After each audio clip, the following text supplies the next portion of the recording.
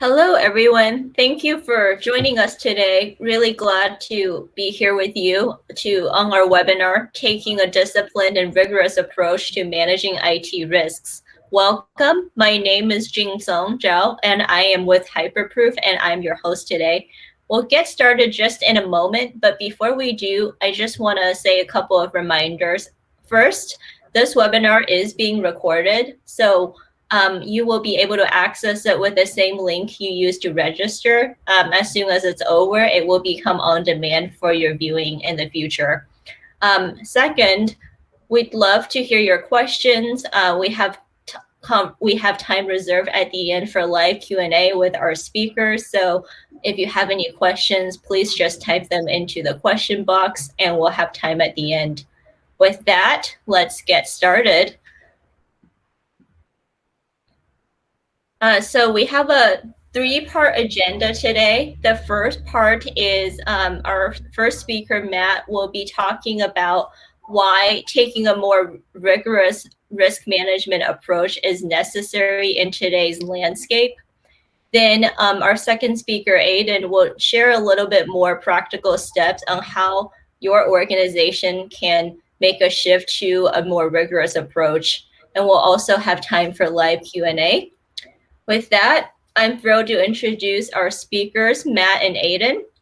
Matt Kelly is the editor-in-chief and CEO of Radical Compliance, a blog and newsletter that follows corporate governance, risk, and compliance issues at large organizations.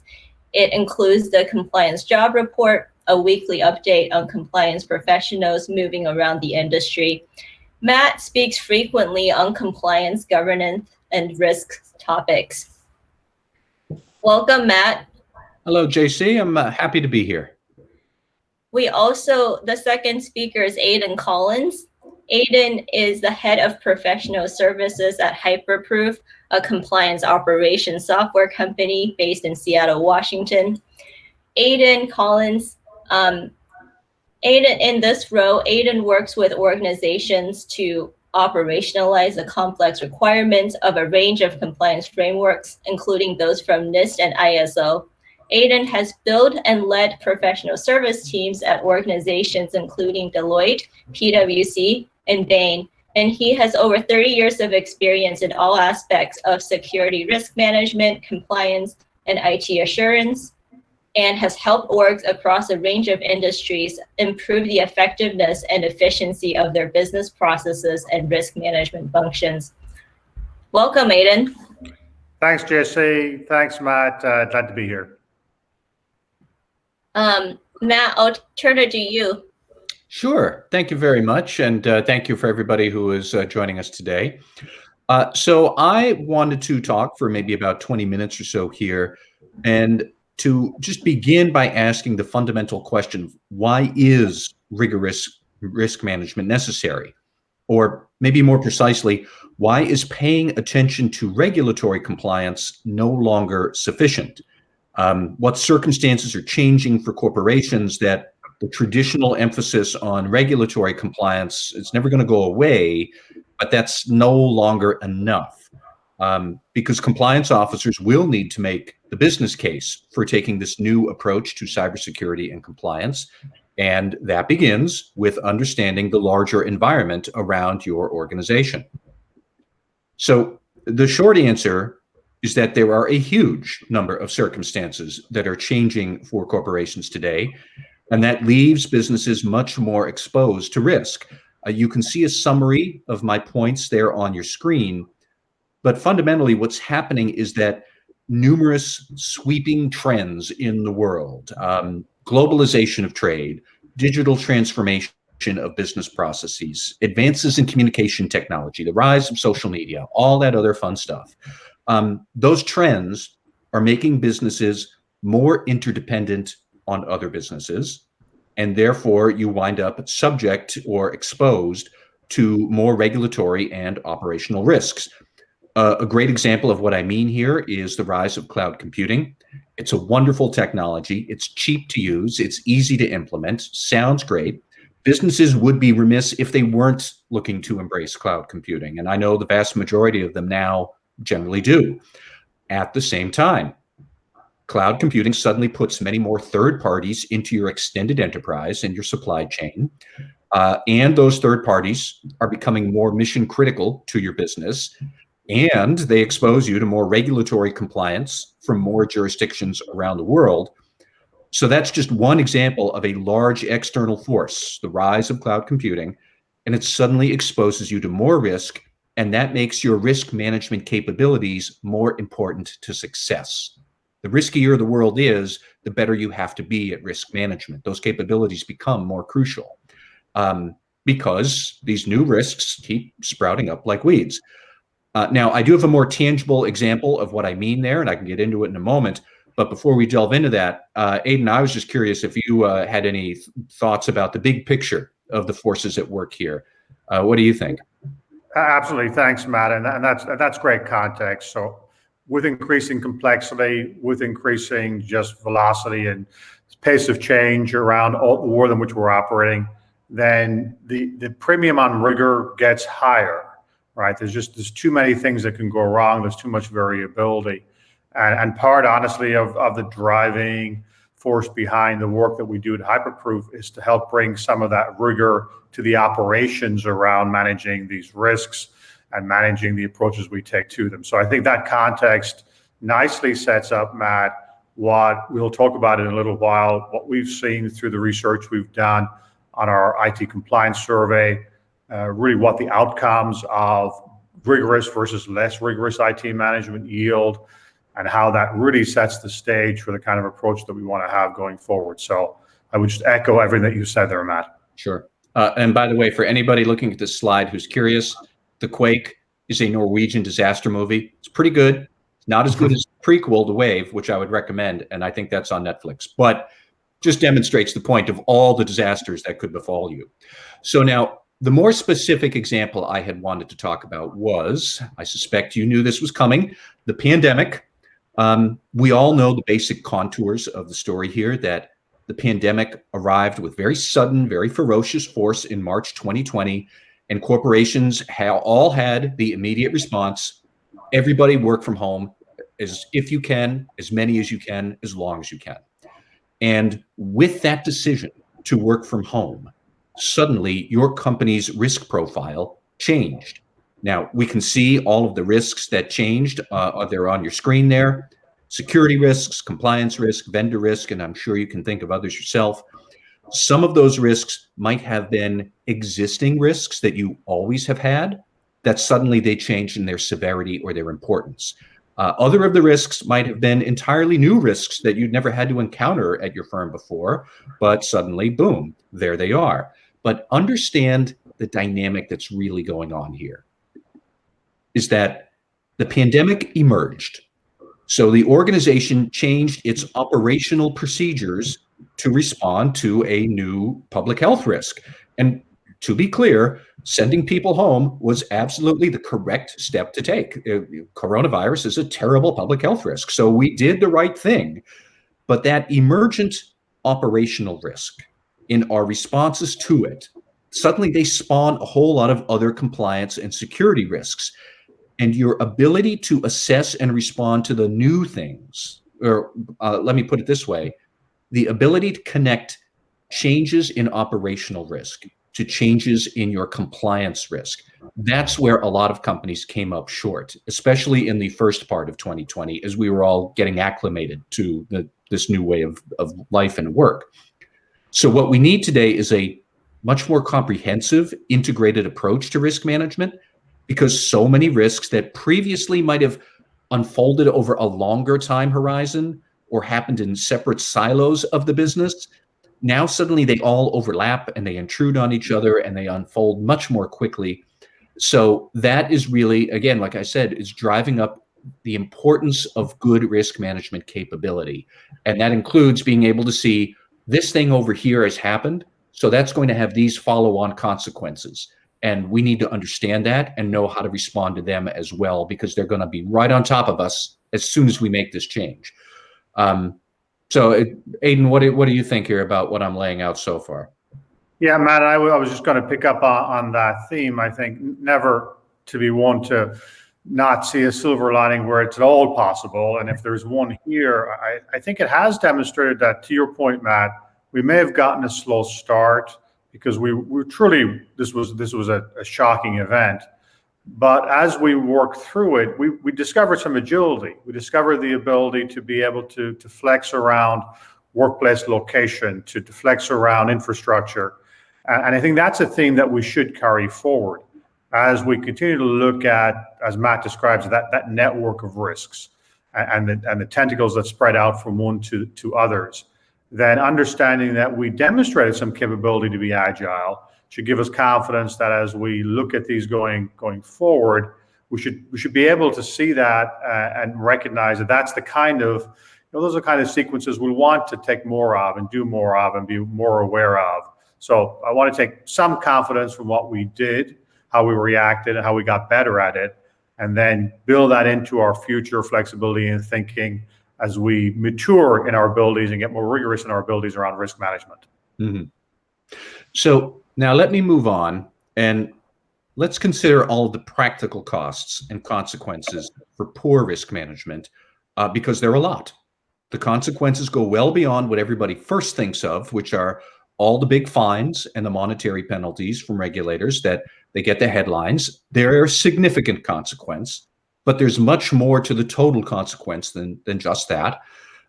First, of course, we have the operational disruptions, and that can be lost sales. It's wasted man hours of employees either doing nothing at all because they have no equipment with which to work, or they're trying to reconstruct or remediate whatever damage has already just happened. Second are all of the investigation and litigation costs. And, you can at least estimate the investigation and the litigation costs because at the end of the day, your lawyers are going to send you the bill. The consultants are going to send you the bill. And you'll be able to see, okay, there was that cost. I know that, as much as it stings. But you might never even be able to measure the true operational disruption costs with any accuracy. Like, what is the total number of sales that never happened? Maybe you can model them if you've got some really good sales forecasting tools, but maybe you might never be able to estimate those. And that can get into some very awkward conversations with senior executives and boards when they're asking about how much this costs, and you might not even be able to estimate it. That's never a good place to be. But actually, I think the more corrosive damage is in the bottom half of your screen there, those 3 bullet points near the lower part. It's the reputation harm. It's the loss of customer loyalty. And if you're a consumer-facing business, you might lose a whole lot of retail customers for a while. But even if you're not in consumer-facing directly, if you're a business-to-business and you suffer something like this, a security failure, that means your business partners are going to view you more skeptically, and they're going to demand more assurance that you fix the security or that your security is reliable. So we're talking about more SOC 2 audits, more testing, more documentation. Those things are important. They are nobody's idea of a good time. So the faster you can get through them, the better. But the ideal state is to be aware that all of these costs are here. So let's not get into this situation at all, because all of this is what happens once you have a risk management failure like that. Now, and Matt, I would potentially just what you said there. I think the other piece that I think about is that as risk management practitioners and professionals, we continue to be judged by our peers, by our management teams, by our boards.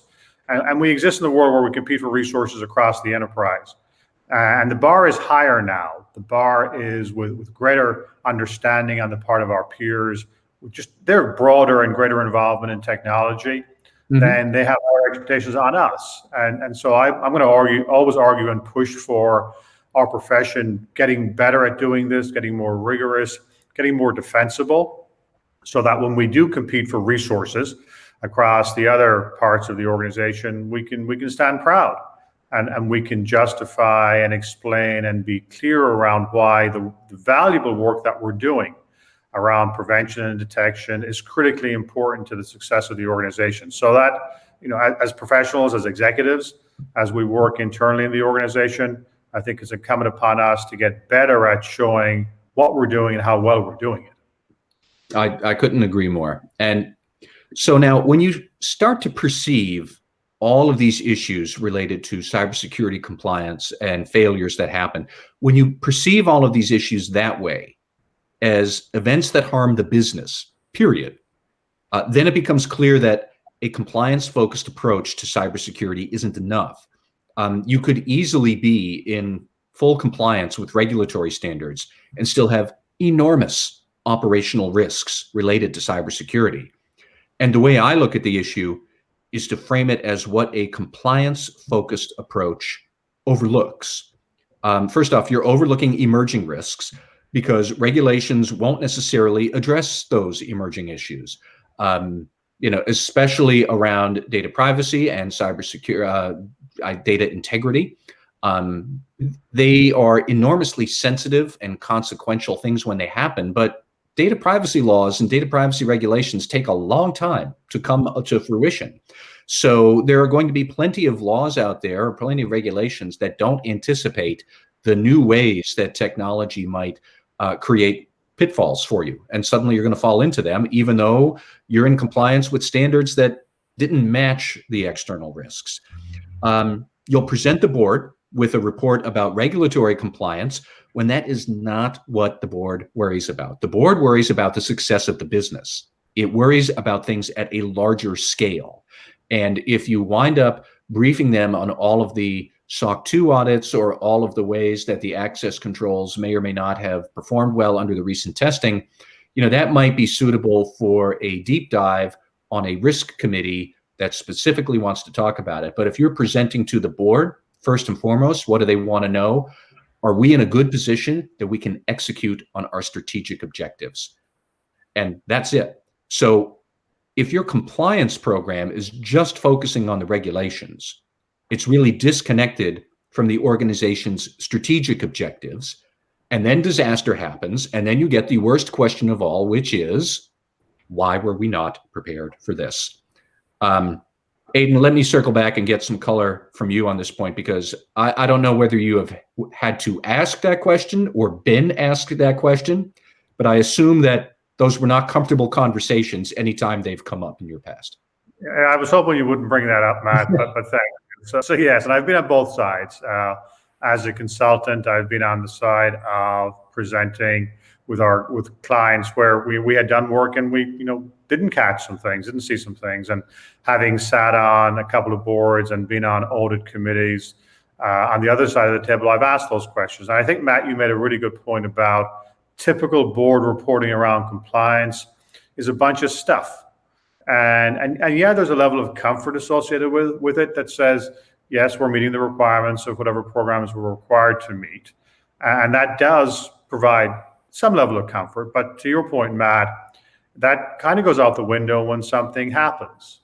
And there's an obvious disconnect. And I think we all know this in the compliance world between what requirements are placed upon us by external stakeholders and customers versus what we may need to do in a changing, dynamic, risk variable world in which we operate. And that manifests itself clearly in those kinds of conversations where we may well have met our requirements, but we still have to respond to that great question that Matt asked. Why weren't we ready? What went wrong? So those are uncomfortable conversations that we want to make sure that we avoid as much as possible.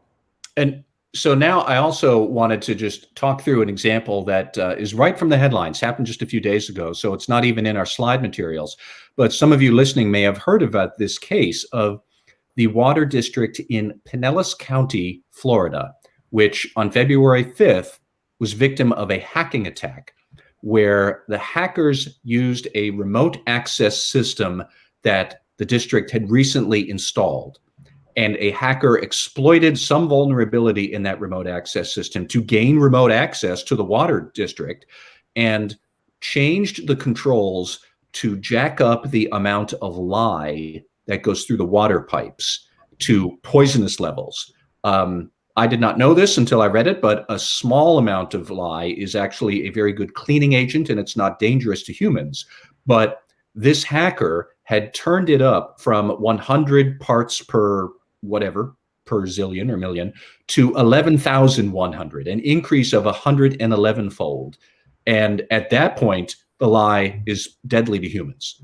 Now, the only reason this didn't become a very serious crisis was that the moment the hacker had logged into the remote access system, there happened to be an employee looking at the computer screen who suddenly saw the dialog box open and this cursor just start to move around by itself. And so he saw what happened. He immediately stopped it and shut it down. But what is most interesting to me is that the Water District had actually completed its federally regulated risk assessment back in December. It had come up with some remediation items. It was moving through the remediation items at a reasonable pace. It wasn't necessarily any glaring non-compliance, but the point being that this was an approach where they're worrying about the compliance, but not necessarily about the risk.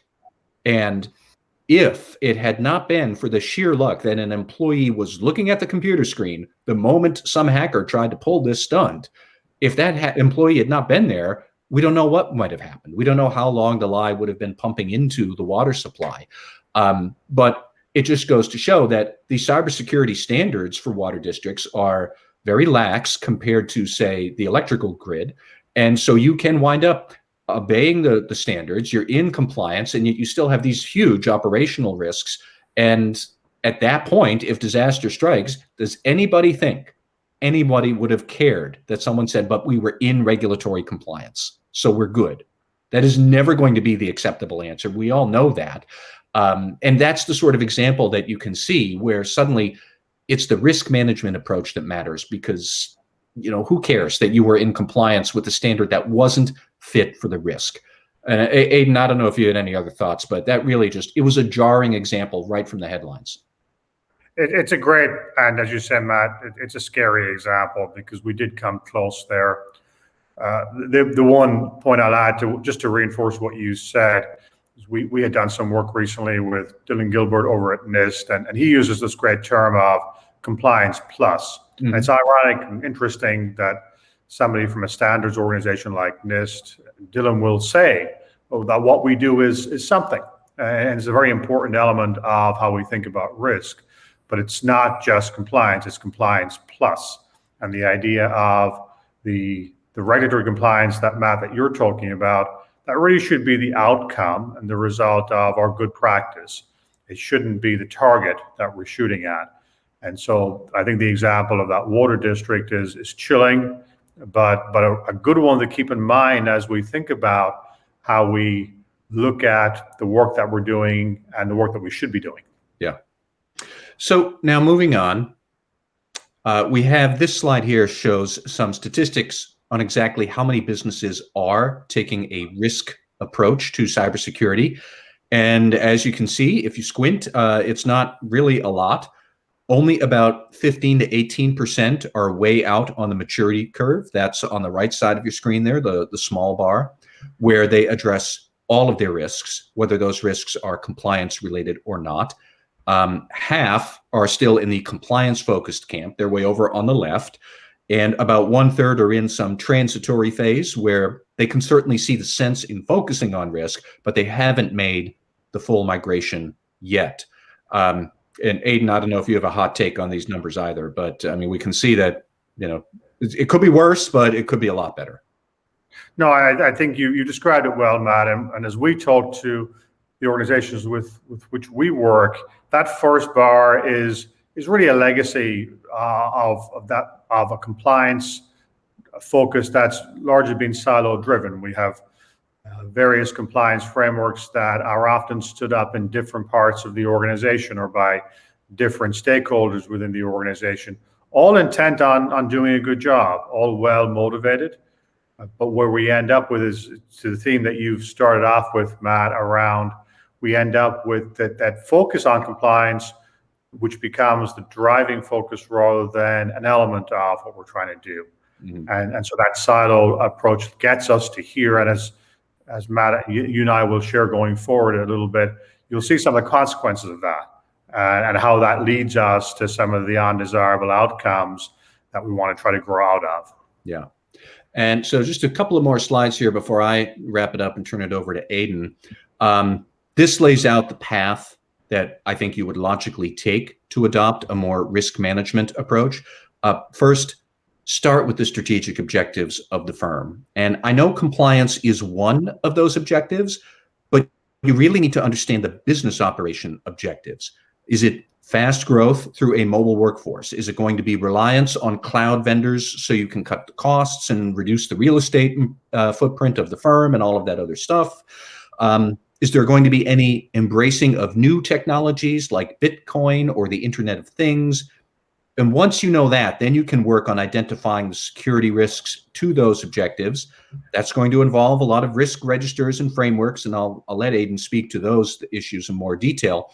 But as you identify the risks, you can then develop the IT governance strategies that you want to use to manage those risks. That's the policies, the procedures, the decisions on what to automate, or the development of roles and responsibilities.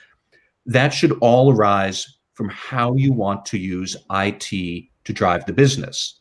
Now, you always want to use IT wisely and in compliance with regulation, but really, it's about how IT can empower the business to do its job while you're staying within the guardrails of whatever risk tolerance you have, whatever regulatory guardrails you have.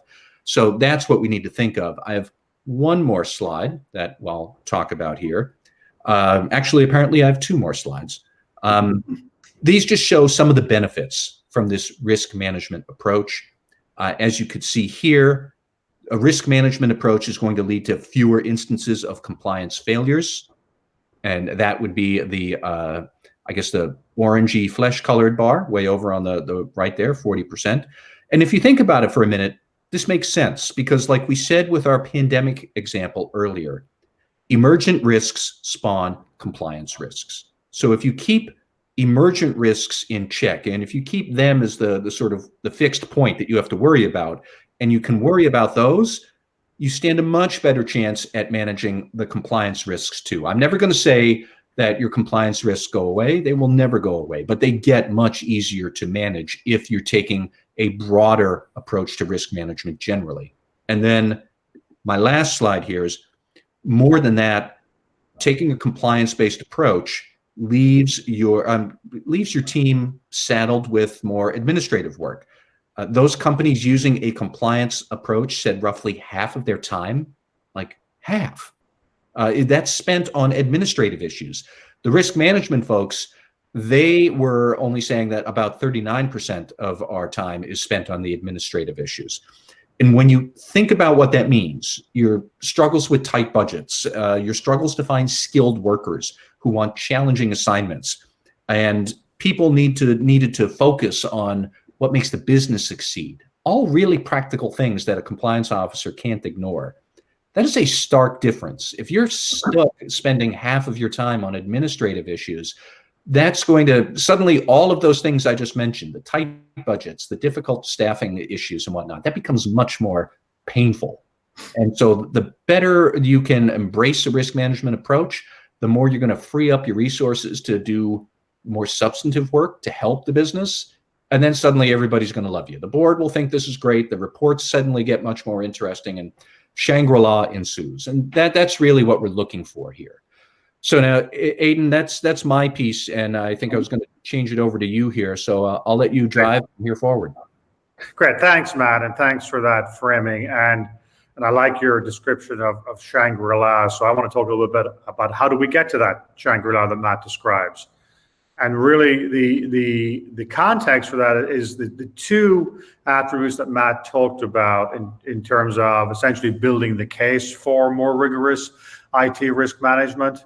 Are one that, based upon the survey data from our last work, you'll see that the organizations that have this integrated risk approach in their thinking report significantly fewer compliance lapses and violations. And that's a justification for the kind of thinking that Matt has outlined. And then the second piece of it is that they also report a significantly smaller workflow in their work around admin tasks. And I think we'll all agree, those of us that work in this field, that there's still too much of our work that's not well supported by automation, that's not well supported by good tooling. But taking that more integrated risk approach, that cohort of respondents say they're doing less of that than others. And that's a significant efficiency improvement. And in the addition to that earlier comment on fewer compliance lapses, I think presents a good business case for why taking that approach makes more sense. So if we justify and say we want to do it, why do we do that? How do we move to a place where we're getting those desirable outcomes?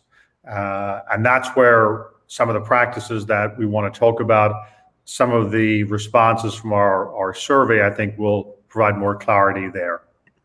So if we look at the key differences across organizations that report good alignment around risk and compliance activities, where they're tied together and work together, versus a cohort of respondents that the focus is on compliance addresses, the specifics of rules and regulations. And if you look through these basic list of IT management practices, then you'll see some similarity in the responses in a number of areas. But what I think is telling is the last two items on the chart here, where the biggest delta is in organizations that focus through a risk lens, looking at compliance versus a pure compliance lens, is that they're doing a couple of things very differently. One of them is that they're using better tooling. They're able to have an approach around some of the key tasks associated with compliance, and one that's called out specifically here is evidence management, and the management of all of the artifacts that come from all of the testing of all of the controls across all of our audit and assessment activities, dealing with all of our internal and external stakeholders. Enabling that with better technology and process is a marked difference between those two cohorts. And then the second piece of it is a willingness to be inspected and to be looked at, and to have the infrastructure that allows for external and internal assessors to more frequently look at what we're doing. And that, again, I'm going to argue, is enabled by a platform that makes that available, that makes our controls transparent to a range of stakeholders, that shows the tasking and the workflow around that in a way that folks within our organizations and outside of those can look more clearly at the results that we're trying to achieve. Matt, as you look and you see some of these differences in the cohorts, anything that stands out for you? Well, I think that you did raise a very good point there, where you said that a good risk management approach will let more parties look around and kind of come in and see what's going on. And what stood out to me is more that it's a philosophy change. You really need to get the business to support this idea. Because I still think today that too many businesses, the boards, the C-suites, they really do still see compliance as a separate thing that you have to do to get out of the way so you can pursue the business. And I think that is a flawed approach. But then the other thing that also sticks out to me in a very practical way is that second one from the bottom about using software to centralize and automate evidence management, just because there's going to be a ton of evidence to think about and to track, and so many different types of risk that are interrelated. You are going to need an awful lot of evidence, and you're nuts if you think you can do this with a manual approach with spreadsheets. I don't want to get ahead of us, but somebody had submitted a question here asking about whether the COBIT framework or the COSO frameworks are satisfactory for IT governance. And I think the honest truth is you're going to have multiple frameworks. You're going to need a bunch of them to be able to address all of your risk and compliance needs. And just think about how you're going to manage that. You will need to get right into that second to last item there about automated evidence collection. That's going to be a big key to be able to do what we're talking about. That's a great point, Matt. And if you and I have done our job here today, then we should have set this up to where we've done the justification. We said why this makes sense. We said, and hopefully proven to everybody, why taking a more rigorous approach has to be the way that we proceed forward for the reasons we've talked about.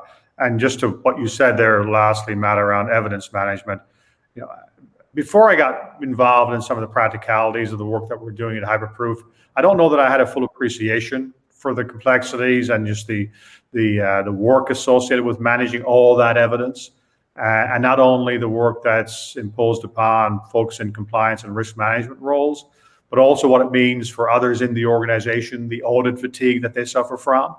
And so addressing that not only positions us better to be able to think about risk and compliance, but just makes it a better process for the organization, relieves some of the burden across the enterprise.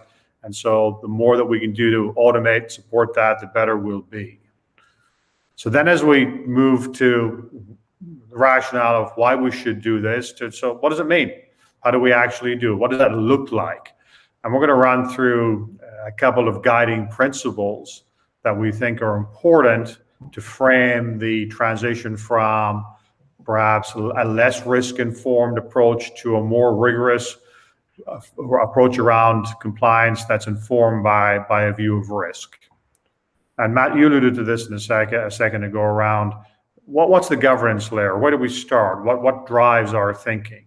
And your question on COSO, COBIT, those frameworks, as well as the myriad of other frameworks that we see our customers working against, those truly are guidelines. I think that's where we have to start. While if we have a SOC 2 requirement, then we're having an external assessor look at us and report upon us, and we have requirements to meet, and that drives everything from internal operations to our availability of products in the marketplace. That drives a more prescriptive approach. But as we look at the offerings from NIST and from ISO and COSO and COBIT, et cetera, then those give us our framing. Those give us some authoritative sources that can help drive how we're thinking.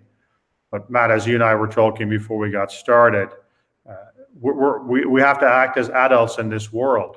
We have to realize that guidance is just guidance. Mm-hmm. And while it might give us that framing, it doesn't obviate the need for us to understand the environments in which we're working and essentially translate those requirements into the world in which we're operating. What do they mean to us?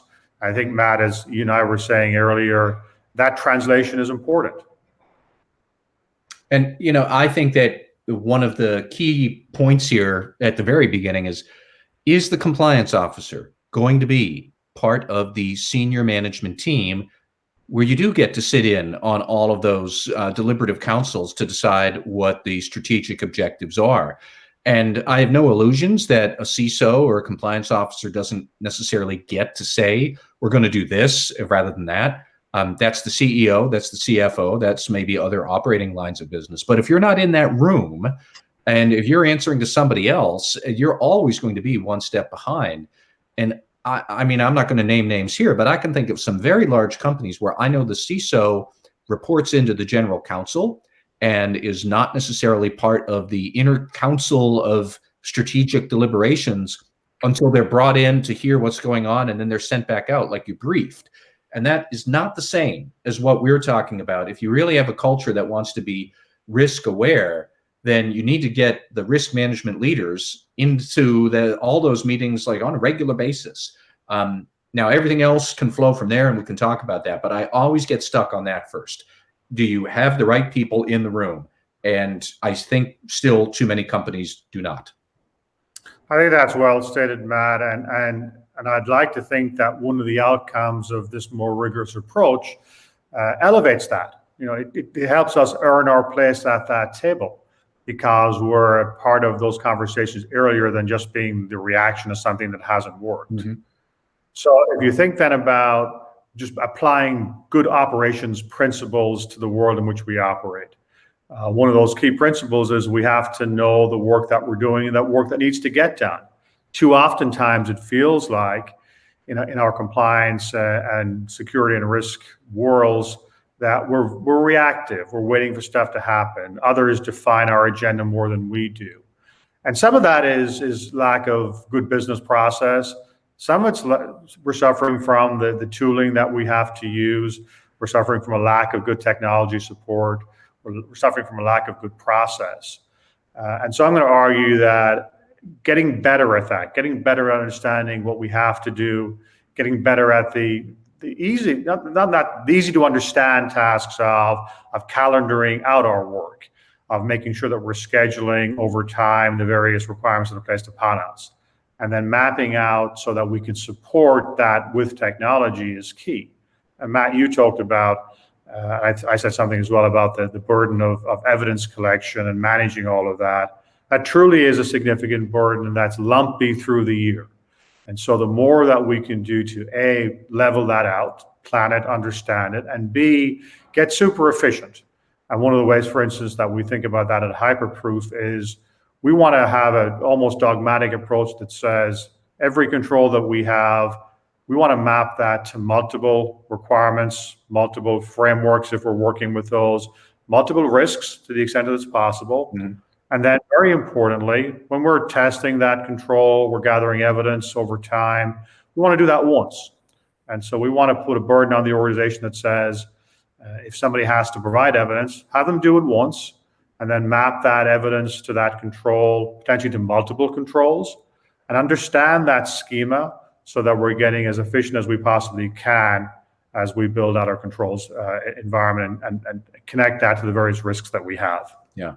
And I mean, I think that a lot of people would say that's always been true, sort of at an abstract level. You would always want to do that. But the proliferation of risks and the proliferation of frameworks to respond to them and regulatory requirements that, thou shalt respond to this, that is making all of this very nice idea for so many years so much more important and difficult to do. So, I mean, nobody would ever say, we can just retest the control for every obligation that comes up and we'll tie up the first line of defense and not a big deal. Nobody's going to say that. But it becomes much more important now to figure out a way to cut that Gordian knot and to find, okay, which control goes to all of these different frameworks. I can kill 6 birds with 1 stone. Here's the evidence. I'm going to store it. I'm going to tie it back and prove it all. The urgency of really making that work has gone way up within the last 5 or 10 years, and it's going to stay there. It's never going to go down. That's well articulated, Matt, and particularly that increase in the work going forward and the demands that we place not only on compliance and risk practitioners, but on broadly across the organization. And we have to do better at doing that. And at the risk of beating that proverbial dead horse, that evidence management piece really has become central to a lot of the work that we have to do in our roles and what we place upon the organization. I jokingly say there's a reason we're called Hyperproof, because that proof piece is key. And it's where we started our journey around compliance operations and improving the workflow and the tooling for security assurance roles. We looked hard at what evidence management means. And we saw a world where there was significant redundancy, significant duplication, lots of rework without good support. So the taxonomy that we'll put in place really revolves around making sure that we understand that mapping of evidence to controls. What kind of evidence do we need? How do we gather it? How do we do that as utilizing technology and automation as much as possible? How do we automate the frequency of collection so that we're not spending our time in response to an audit request calling somebody in IT and bugging them to upload some evidence that we need when they got a similar call 3 weeks ago from somebody else for a different request, and it's not exactly the same, but it's close enough. And they're looking at us and saying, well, didn't you just ask for this? Mm-hmm. So getting away from that way of operating is important. And then finding ways to expose that, to Matt's point earlier, to expose that to whomever it is that needs to look at that.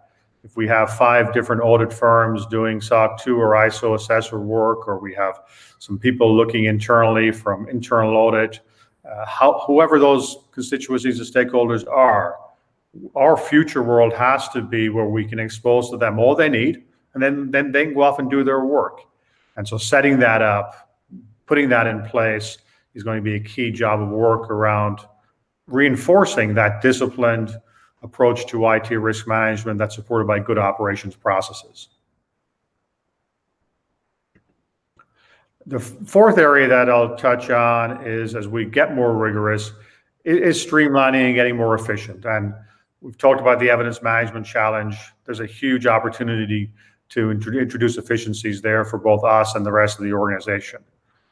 Layering on top of that is the ability to report out regularly, to be able to show what we're doing, to be able to make clear to the organization our progress. And then if you think about having been in some of those roles, I know that a lot of the work that I did really was getting others to do their work. The nagging, the reminding, making sure that people have a clearer view of what their work is, both compliance practitioners and others. How do we make that happen? How do we automate as much as possible? And on our roadmap, as we look at the future of hyperproof, one of the areas that we're very much engaged on is how do we extract evidence in the most automated way possible? And we already have some tooling that does that. But then you think the next logical step to that is that there are certainly a subset of controls that can be tested in a way that may be fully automated. And our ability to look at that evidence and decide, with the advantage of AI technologies in the future perhaps, but even now looking at some simpler tests that say, yes, that evidence would suggest the control is effective. So let's mark that control as effective and have an ability to look at that in a continuous way over time as opposed to episodically through an audit. So the idea of getting better at our processes, supporting them with technology, making them more efficient and making them more repeatable. And then the last piece I'll mention is, while we might talk, and Matt and I will talk a lot about compliance plus, understanding that we have greater responsibilities than just what the frameworks say, we still have to be able to tell our organization, internally and external stakeholders, that our evidence supports the fact that we're meeting compliance requirements. We want to be able to look at that in the context of an individual program, across all of our programs, and then beyond that to risk. One of the weaknesses that we'll see in many organizations is that when we conduct our risk assessments, they're pretty static exercises, and we may do a good job of assessing risk, ranking them and assigning scores or whatever methodology we use. But there's a disconnect between the controls that impact that risk, the ongoing monitoring of those controls, and then how does that impact the actual or the residual risk associated with any risk that we're concerned about. So linking the actual operations of controls in a continuous way to our view of the actual residual risk in any context is very important. And then managing around all of the day-to-day life of organizations. When people change their jobs, then somebody else steps in. They need to be able to do their controls work. And the challenge oftentimes, right, is that it may be infrequent for them. So getting them up to speed, helping them understand their new responsibilities will be key as well. So again, making sure that we have the ability to have visibility, that we understand the kinds of reporting requirements that are important to the organization, and then making sure that as the organization's dynamics shift over time, people change roles, we're able to accommodate that and support it.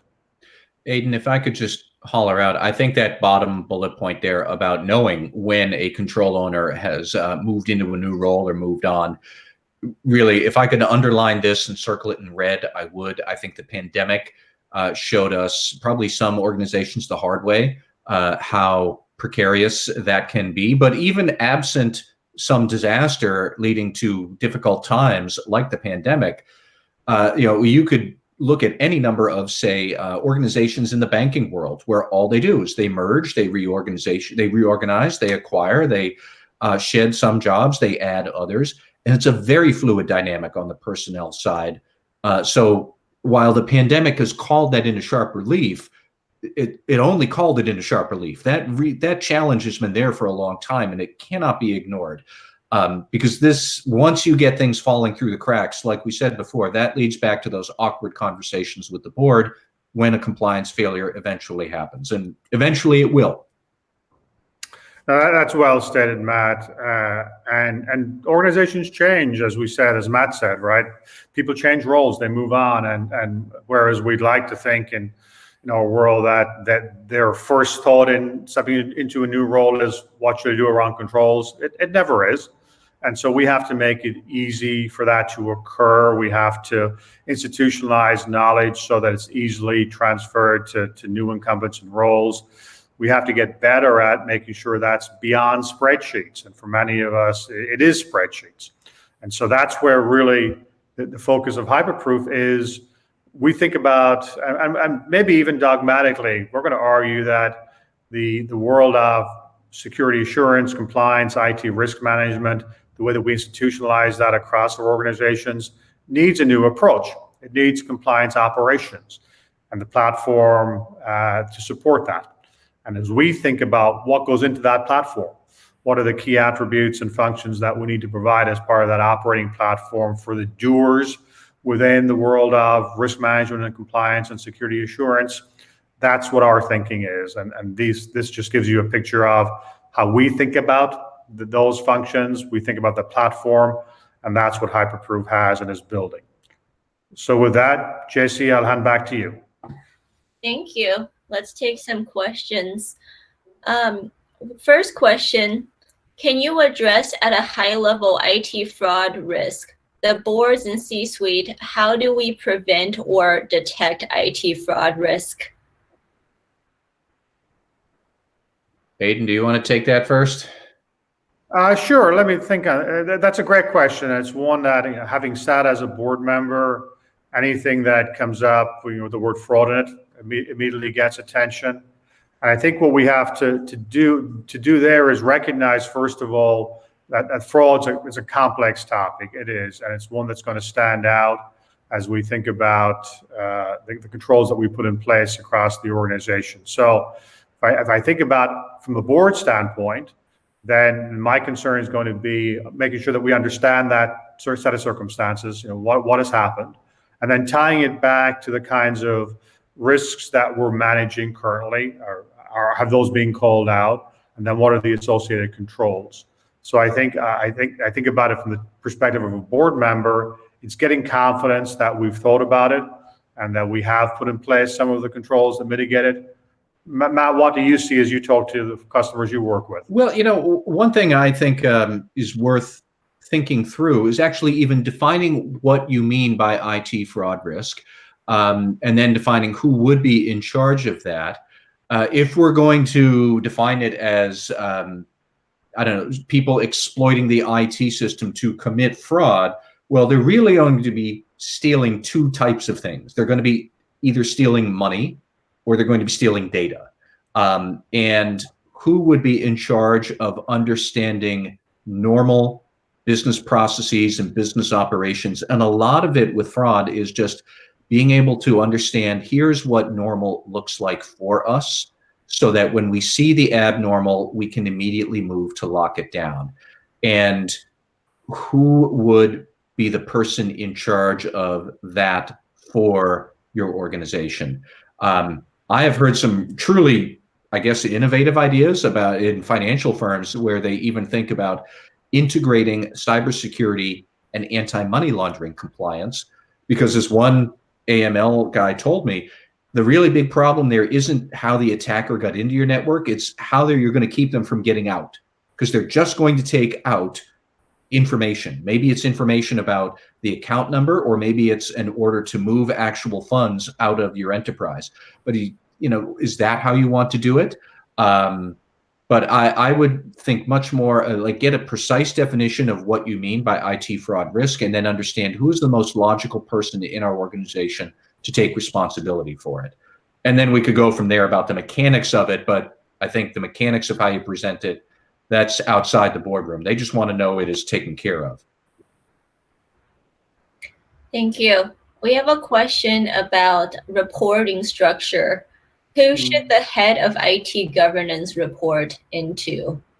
Oh, I love this question, because actually I'm still thinking through, and Aidan, I'd love to hear your thoughts on who the head of IT governance is.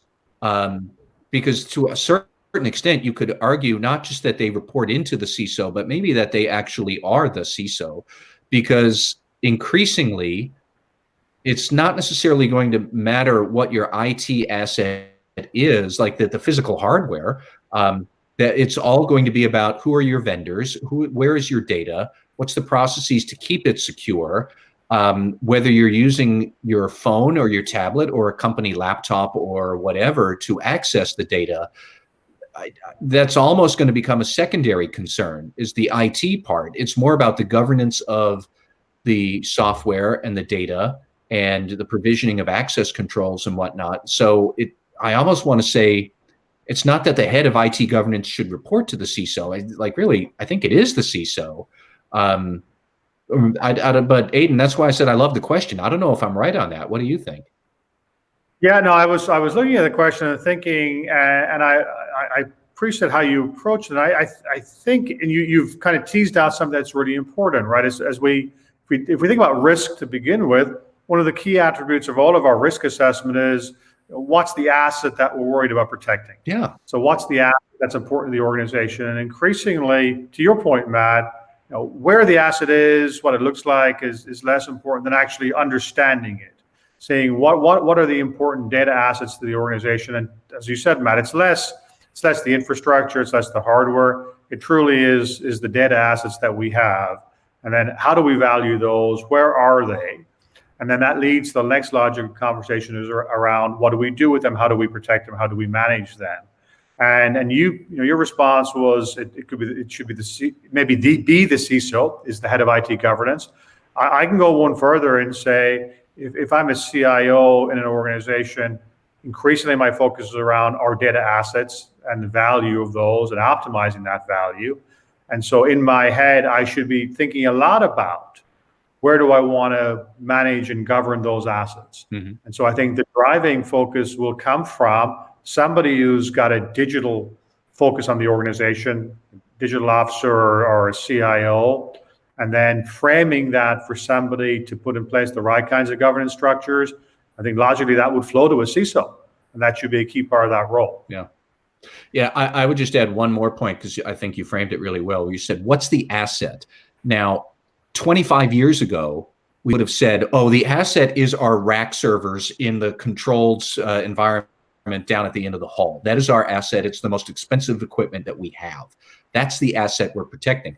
Well, today, the asset is a virtual data storage system. So, if it gets compromised, you would just switch it off. But it's more like the asset is the reliable, secure relationship with a third-party cloud provider. And it's a much different way of thinking of what the asset is. But when you do, different things become important. And it gets much more to, if you're protecting that, if you're protecting the secure, reliable relationship, that's the CISO's job, is to figure out if that works. So it's that's how I would recommend people think through IT governance and how it fits in with what we're talking about. Thank you.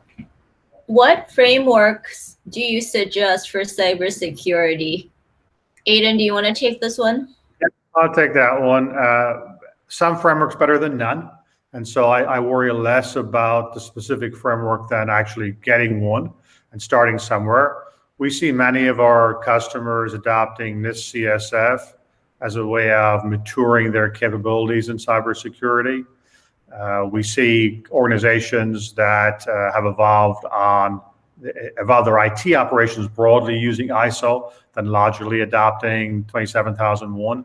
And so I think either the existing context for the IT organization might drive some of that, past experience of a CISO might drive some of that, but I will argue for starting somewhere because it provides good guidance, and looking at something like CSF can start to build and institutionalize some capabilities. And then some of the work that NIST does on 853 gives you a good library of stuff to look at. But any of those frameworks would certainly be worth as a starting point. Thank you. So in terms of implementing this compliance operations methodology, who should be involved? Let me start on that, Matt. I know you talk to a lot of organizations as well. Mm-hmm. I think the starting point is a recognition that many of us who work in the risk and compliance and security world, We pride ourselves on our domain expertise. We know a lot about the stuff that we're doing. We're not necessarily the best operators. And I think the mind shift that we're going to push on is that the complexity that Matt started us off on, understanding how the world's changing and getting significantly more challenging, requires us to be better at operations. And so all of the operations disciplines that apply in other parts of the organization now need to apply equally in the world of security assurance and compliance and IT risk management. And so with that mindset as a starting point, then understanding that to have good operations requires well-defined business processes and services, requires good tooling and technology, requires discipline, and that has to come from the leader of that organization. And for some organizations, that will be the CISO, saying that having done work in our SecOps world, we now want to move to the ComOps world and do similar kind of work. It may well be the head of governance. It may well be a compliance lead, maybe a CIO. But it does need to come with that initial mindset that we're transforming our operations and bringing those disciplines into the worlds of compliance and risk management.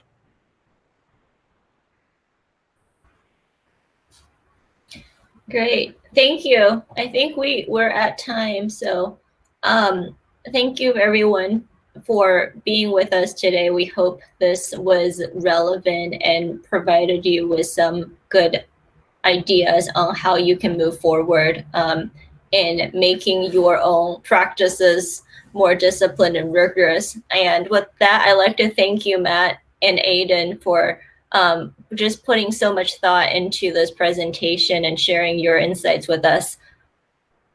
Thank you. All right. Thank you, everyone. Have a good rest of your day.